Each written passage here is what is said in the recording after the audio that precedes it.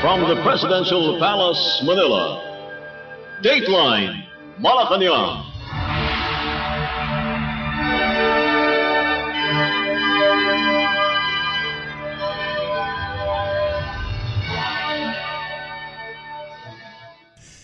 Good day.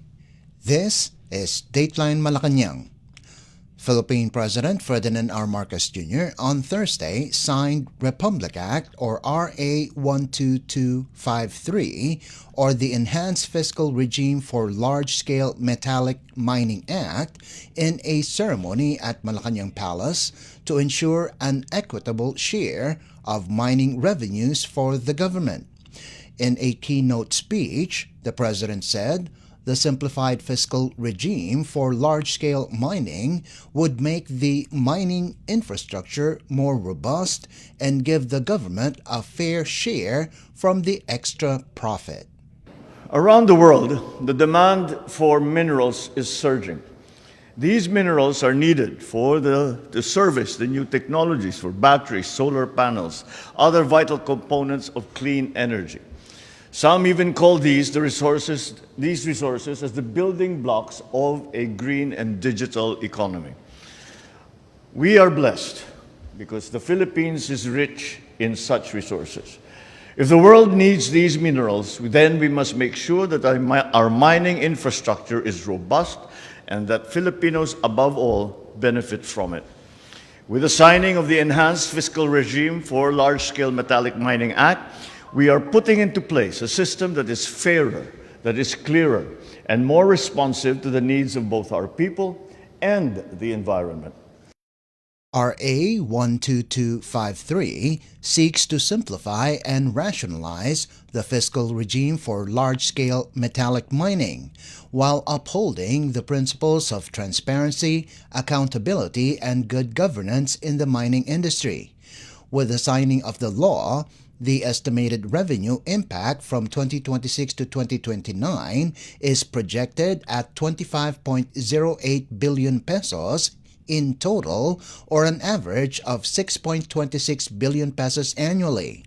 According to the law, around 10% of mining royalty from inside mineral reservations will be earmarked for the exploration by the Mines and Geosciences Bureau and the Metals Industry Research and Development Center for the establishment of mineral valuation laboratories and facilities, and for the acquisition of the Bureau of Internal Revenue or BIR tools funded from the retained BIR share of the Special Education Fund under Section 3 of RA 5447.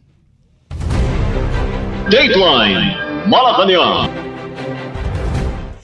Meanwhile, Philippine President Ferdinand R. Marcos Jr. on Thursday conferred the Order of Sikatuna on outgoing permanent representative to the United Nations, Antonio Manuel Lagdameo, and former Department of Foreign Affairs or DFA Chief Coordinator, Bernadette Therese Fernandez. The conferment ceremony was held during a joint courtesy call by Lagdameo and Fernandez on the President at Malacañang Palace in Manila.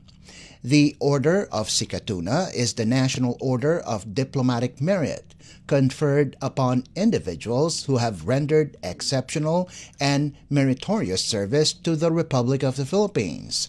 Lagdameo, who expressed his desire to retire from government service in May, will be replaced by former DFA Secretary Enrique Manalo, whose latest appointment was confirmed by the Commission on Appointments on Wednesday.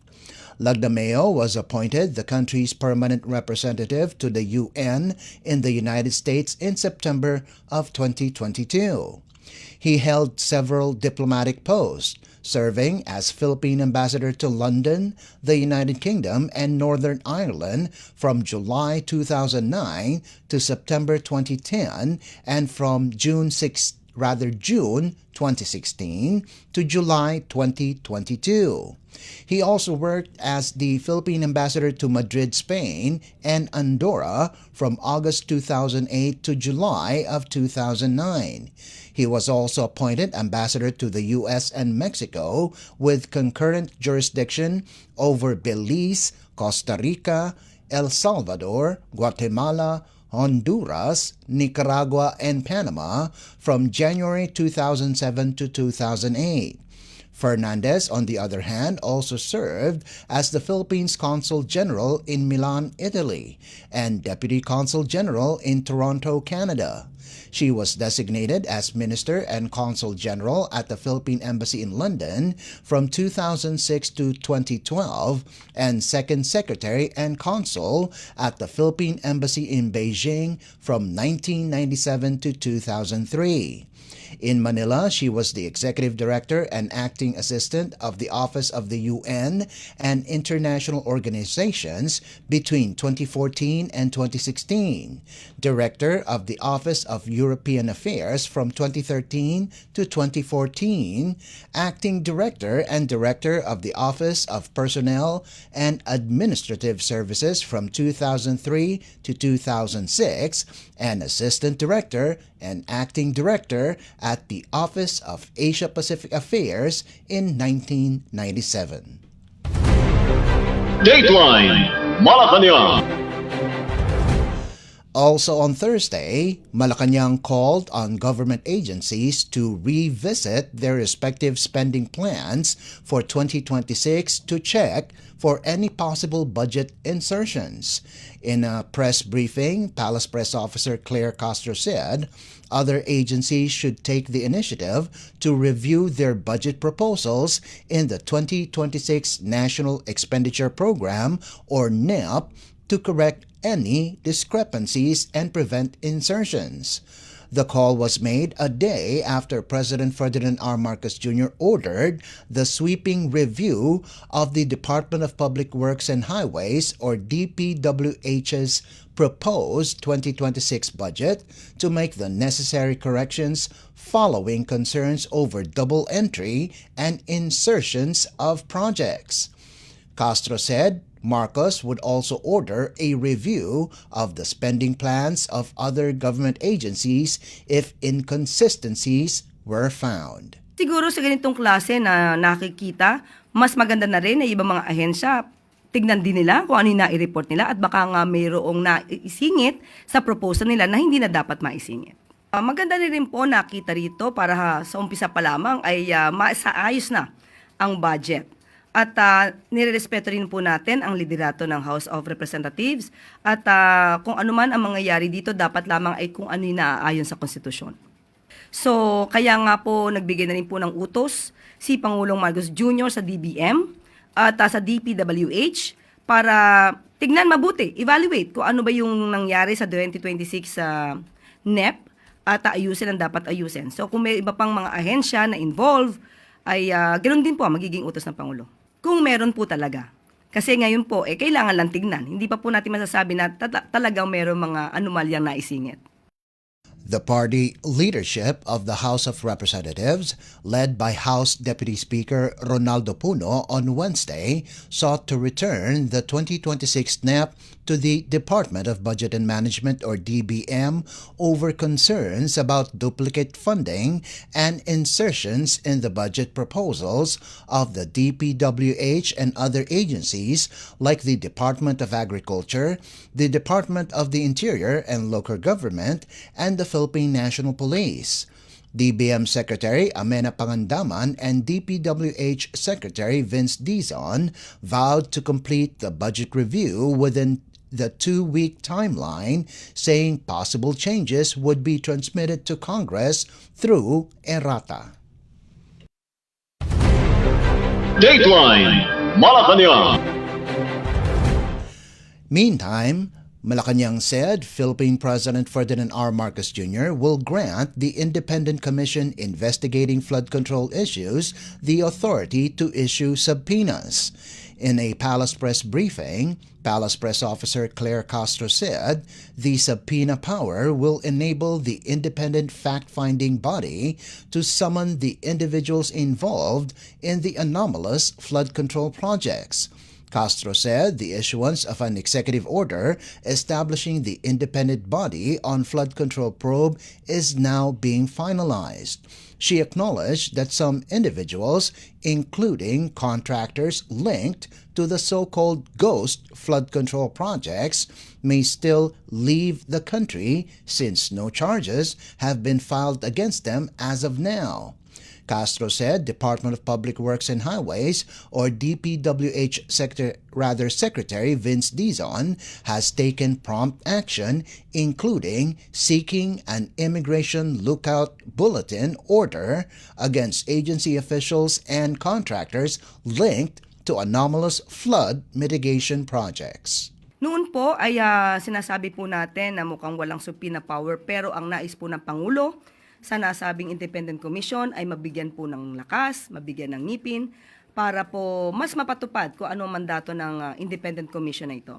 At nais po ng Pangulo na magkaroon po ng subpoena power ang Independent Commission. Sa ngayon po, since wala naman po kasing kaso pa na naisasampa, hindi po talaga natin mapipigilan ang sino man na umalis ng bansa dahil may freedom of movement po tayo at yun ay nirerespeto.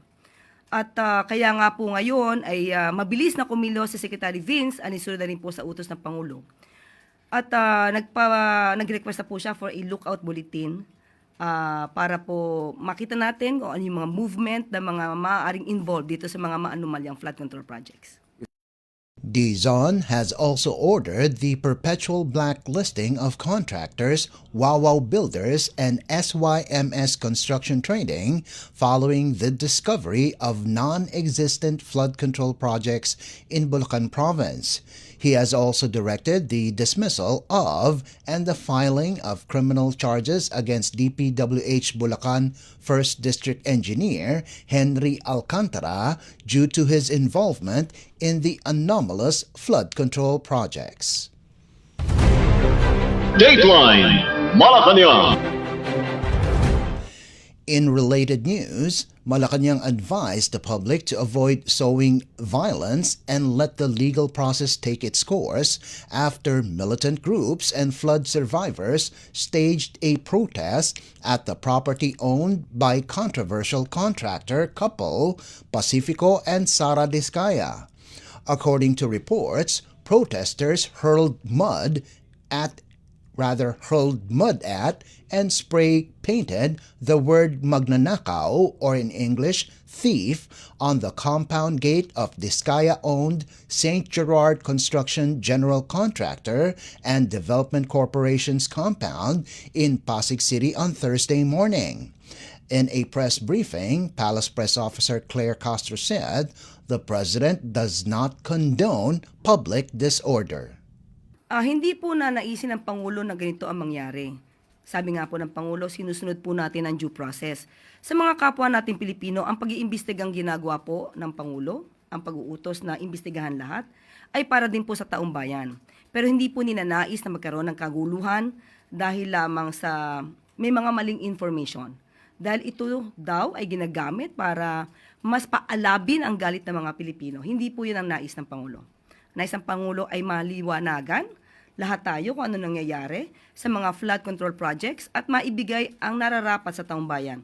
So, inuutos naman din po ng Pangulo sa mga concerned government agencies natin, sa mga law enforcement natin, na huwag niyo pong hayaan na mangyari po ito. Castro said an ongoing investigation into questionable flood control projects is being pursued to ensure transparency and accountability. She also advised Filipinos not to be swayed by false information intended to further fuel their anger, saying such efforts are counterproductive. She said law enforcement agencies have been directed to prevent a repeat of such scenarios and ensure peace and order amid the investigation into flood control projects. Castro also responded to the National Task Force to End Local Communist Armed Conflicts statement that communist insurgents are attempting to exploit the corruption issue to recruit youth and members of the vulnerable sector. She urged the public, particularly the youth, to be vigilant and discerning, warning them against narratives that seek to weaponize legitimate public concerns for political agendas. Maging mapanuri. Yan po ang request natin at panawagan natin sa lahat ng kababayan natin, kabataan man o mga mature ng mga katulad natin. Mag-isip po tayo dahil hindi po ito nadadaan sa dahas. At huwag po sanang gamitin ito kung ito'y naaayon sa report ng mga rebelde, ng mga obstructionist o mga kalaban sa politika. Hindi po ito kailangan gamitin para magalit kayo sa gobyerno o magalit kung kanino man. Magtulong-tulong po tayong lahat para masawata ang korupsyon dito sa bansa. That was Palace Press Officer Claire Castro. Dateline Malacañang. In other Malacañang news, Malacañang on Thursday warned of possible legal action against the Diskaya-owned Great Pacific Builders and General Contractor Incorporated over the sloppy construction of the Philippine Film Heritage Building or PFHB in Intramuros, Manila. Poor structural design and substandard work were exposed after Palace Press Officer Claire Castro inspected the PFHB. On September 25, 2023, the Department of Public Works and Highways or DPWH South Manila District Engineering Office awarded the Phase 1 construction contract of the PFHB project with a total cost of $143,226,945. The contract amount for the second phase of the project was 107,983,128 pesos, slightly lower than the original amount of 107,983,255. Funding for the construction of the Film Center was included in the DPWH's National Building Program under the 2023 General Appropriations Act as a Congress-introduced change or adjustment. The second phase of the project is targeted for completion on September 4, 2025. Phase 2 covers the installation of the heating, ventilation, and air conditioning or HVAC system, elevator, generator set, network and data infrastructure, finishing works, painting, fire alarm system, and CCTV system. After the site inspection, Castro said, the scheduled turnover of the PFHB on Thursday failed to materialize due to unfinished construction work. She pointed to several issues such as water leakage, faulty elevator doors, and poorly designed downspout drainage. The site inspection also revealed that the Cinematheque, an archive of films and film-related objects with an exhibition venue, remained unfinished. The Great Pacific Builders and General Contractor Incorporated is one of the 9 companies owned or controlled by controversial contractor couple Cesara Sara Rowena and Pacifico Curly Diskaya. The Philippine Contractors Accreditation Board has revoked the licenses of all the Diskaya-owned companies following their alleged involvement in questionable government projects, including the construction of flood control structures. Dateline Malacañang. Malacañang has released the official list of regular holidays and special non-working days for the year 2026. Philippine President Ferdinand R. Marcos Jr. on September 3rd signed Proclamation Number 1006 containing the list of holidays for next year. Based on the proclamation released Thursday, the following dates are declared regular holidays and special non-working days. Regular holidays include January 1st or New Year's Day, April 2nd, Maundy Thursday, April 3rd, Good Friday, April 9th, Araw ng Kagitingan or Day of Valor, May 1st, Labor Day, June 12th, Independence Day, August 31st, National Heroes Day, November 30th, Bonifacio Day, December 25th, Christmas Day, and December 30th, Rizal Day. Special non-working days include August 21st, Ninoy Aquino Day, November 1st, All Saints Day, December 8th, Feast of the Immaculate Conception of Mary, and December 31st, last day of the year. Additional special non-working days include February 17th, Chinese New Year, April 4th, Black Saturday, November 2nd, All Souls Day, and December 24th, Christmas Eve. Proclamation 1006 declares February 25, 2026 as a special working day in commemoration of the 40th anniversary of the EDSA People Power Revolution, which ushered in political, social, and economic reforms in the country. The Department of Labor and Employment, or DOLE, is directed to issue the implementing guidelines for the proclamation, which takes effect immediately. According to Proclamation 1006, the proclamations declaring national holidays for the observance of Idil Fitr and Idil Adha will be issued after the approximate dates of the Islamic holidays have been determined in accordance with the Islamic calendar or the lunar calendar, or upon Islamic astronomical calculations, whichever is applicable. The National Commission on Muslim Filipinos will recommend to the President the actual dates on which these holidays will respectively fall. Under the proclamation, February 17, 2026 may be declared as a special non-working day without detriment to public interest, as Chinese New Year is one of the most revered and festive events celebrated not only in China but also in the Philippines. The proclamation states that Black Saturday, which falls on April 4th, has been traditionally declared a special non-working nationwide in observance of Holy Week, which is regarded as one of the most cherished traditions of our predominantly Catholic people. By virtue of Republic Act or RA 9256, August 21st of every year is declared a national non-working holiday to commemorate the death anniversary of former Senator Benigno Aquino Jr. December 8th of every year is celebrated as a special non-working holiday in the entire country to commemorate the Feast of the Immaculate Conception of Mary.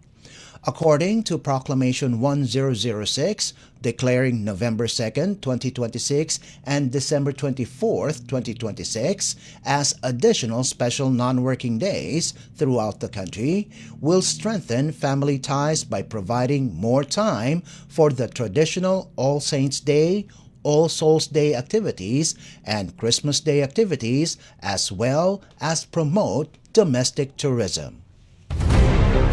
Dateline Malacañang. And finally, Philippine President Ferdinand R. Marcos Jr. will hold a meeting with Cambodian Prime Minister Samdech Moha Borvor Thipade Hunmanet and business leaders during his state visit to Cambodia from September 7 to 9, Malacañang announced on Thursday.